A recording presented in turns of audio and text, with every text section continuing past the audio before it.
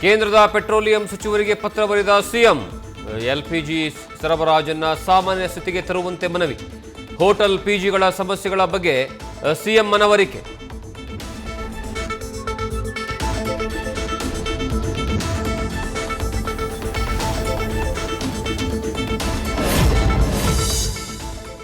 ಹಾಸನದಲ್ಲಿ ಸಿಲಿಂಡರ್ ಕೊಳ್ಳಲು ಪೈಪೋಟಿಗೆ ಬಿದ್ದ ಜನ.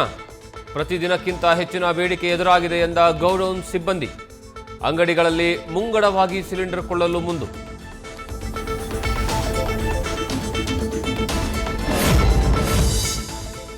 ಇರಾನ್ ವಿರುದ್ಧದ ಯುದ್ಧ ಶೀಘ್ರವೇ ಅಂತ್ಯವಾಗಬಹುದು. ಹಾರ್ಮುಜ್ ಜಲಸಂಧಿ ನಮ್ಮ ನಿಯಂತ್ರಣಕ್ಕೆ ತೆಗೆದುಕೊಳ್ಳುತ್ತೇವೆ. ಯುದ್ಧ ಅಂತ್ಯದ ಬಗ್ಗೆ ಅಮೆರಿಕ ಅಧ್ಯಕ್ಷ ಟ್ರಂಪ್ ಭವಿಷ್ಯ.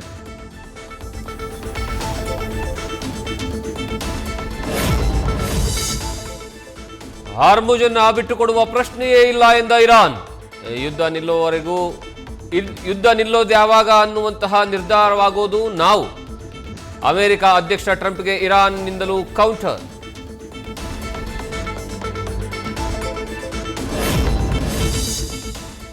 ರಾಜ್ಯದಲ್ಲಿ ಮೆಡಿಕಲ್ ಎಮರ್ಜೆನ್ಸಿ. ನಾಳೆಯಿಂದ ವೈದ್ಯರ ಮುಷ್ಕರ.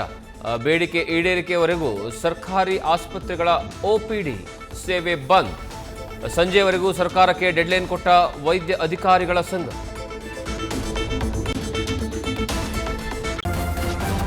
ನ್ಯೂಸ್ ಫಸ್ಟ್ ನಿರ್ಭೀತಿಯಿಂದ ನಿಮ್ಮ ಪರವಾಗಿ.